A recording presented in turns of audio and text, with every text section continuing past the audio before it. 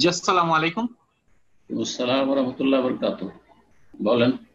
একজন তালবে এলম যদি কোনো কোনো অজান্তে যদি কোনো একটা তালেবে এলেমের যদি একটা কুফরি আকীদা থাকে বা একটা শিরকি আকীদা থাকে, আর ওই অবস্থায় যদি সে মারা যায় তওবা না করে, তাহলে তার বিধান কি? এটা হলো প্রথম প্রশ্ন। সে তাহলে এলম আর তার যদি কুফরি আকীদা থাকে আর সে অবস্থায় মারা যায়, জি, তো মানে তার দুটো। অধিকাংশই, হ্যাঁ মানে হ্যাঁ, বলছি। অধিকাংশই তার সহি আকীদা, মানে ঠিক কয়েকটা কুফরি আকীদা, ঠিক একটা আছে। যদি কুফরি আকীদা থাকে বড় কুফরি অজান্তে। আকীদা, কুফর দুই রকম, ছোট কুফরি, বড় জি কুফরি। জি বড় জি কুফরি আকীদা, বড় শিরকি আকীদা যদি থাকে আর সে জি আকীদা নিয়ে মারা যায়, আর জি তাহলে তার দুটো অবস্থা। একটা অবস্থা, সে ব্যক্তি জানার সুযোগ পেয়েছিল, জি মানে তাকে জানানো হয়েছিল, সতর্ক সাবধান করা হয়েছিল যে আপনার এই আকীদাটা ঠিক নয়। আর আজকাল সোশ্যাল মিডিয়ার যুগে আলহামদুলিল্লাহ সহি আকীদার কথা সবাই জানতে পারছে। এমন কোনো ব্যক্তি নেই যে জানার সুযোগ সুবিধা নেই, বলবে যে আমি জানতেই পারিনি। এটা ওই জি এর যুগ নয়, সৈয়দের যুগ নয় যে জানতে পারেনি। জি। জি আর আপনার ওই জালাল আর অন্যান্য যে যুগগুলি ছিল, আশারিদের অনেকের যুগ ছিল, যে অনেক ভালো ভালো তাদের জানার সুযোগ হয়নি, এরকমটা নয় আসলে।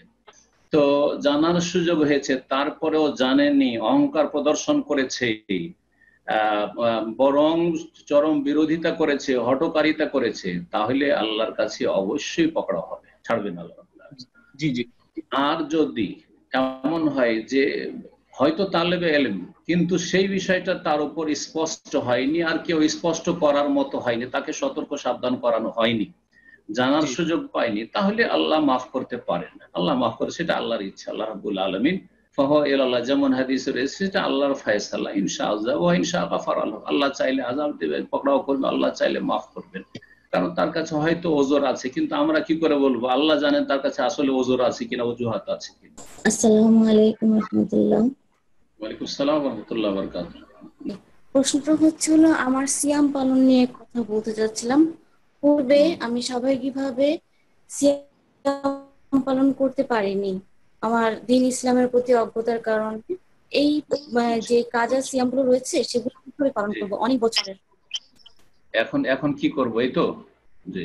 জি, এখন কিভাবে আমি সেই ক্ষতিপূরণ গুলো করবো হ্যাঁ, যেগুলো ভাঙতি সিয়াম ছিল জি, সেগুলোকে? বুঝতে পারছি বুঝতে পারছি। পুরুষ হোক অথবা নারী হোক, যদি অতীতে সিয়াম ছুটে গিয়ে থাকে অজ্ঞতার কারণে বা দিনের সেরকম দিনের দিনই চেতনা ছিল না, সে কারণে অবহেলায় ছুটে গেছে, আর সেগুলির সংখ্যা জানা আছে, দুটো অবস্থা, সেগুলির সংখ্যা মোটামুটি জানা আছে, যে এত বছর ছুটেছে, 2-4-5 বছর ছুটেছে, আর এতটা ছুটেছে, এত সংখ্যায় ভালো করে মনে আছে বা আনুমানিক মনে আছে, তাহলে আপনি কাজা করে নেবেন, ওলামারা বলেছেন। আর যদি জানাই না যে কত বছর ছুটেছে আর কোন বছরে কতটা ছুটেছে, জানাই না, অনেক ছুটেছে, তাহলে সেই ক্ষেত্রে সমাধান রাসূলুল্লাহ সাল্লাল্লাহু আলাইহি সাল্লামের ওই হাদিস দিয়ে আমরা বলে থাকি। সেটা হচ্ছে, কিয়ামতের দিনে প্রত্যেকটি আমলের হিসাব হবে, সালাতের হিসাব হবে। যখন কমে যাবে তখন আল্লাহ বলবেন, উনজুরি উনজুরু লিইবাদি হাউলাই হাল মিন তাতাওয়ু, আমার এই বান্দাদের দেখো তো যে আর কোন নফল সালাত আছে কিনা। সিয়ামের হিসাব হবে, ফরজ সিয়াম রোজার হিসাব হবে। যখন কমে যাবে তখন আল্লাহ বলবেন, দেখো তো এর নফল সিয়াম রোজা আছে কিনা। এই জন্য আপনার সমাধান, যদি সংখ্যা জানা না থাকে, তাহলে আপনি বেশি বেশি সুন্নত নফল সিয়ামগুলি পালন করেন, সেগুলি দিয়ে ঘাটতি পূরণ হবে। তার মধ্যে প্রথম হচ্ছে শাওয়াল মাসের 6, আরাফার সিয়াম, মহরমের সিয়াম, আর তারপরে আপনার সোমবার বৃহস্পতিবারের সিয়াম, আইয়ামে বীজের মাসে 13, 14, 15 চাঁদের মাসের সিয়াম। এইভাবে বেশি বেশি নফল সিয়াম পালন করেন, ইনশাআল্লাহ। ইন্নাল হাসানাত ইউযহিবুনা সাইয়্যাত, আল্লাহ কোরআনে কারিমে বলছেন, নিশ্চয়ই নেকি সমূহ গুনাহ সমূহকে দূরীভূত করে। সুতরাং ইনশাআল্লাহ ওই দিয়ে ঘাটতি পূরণ হয়ে যাবে। এটি হচ্ছে আপনার সমাধান। জাযাকুমুল্লাহ খাইর।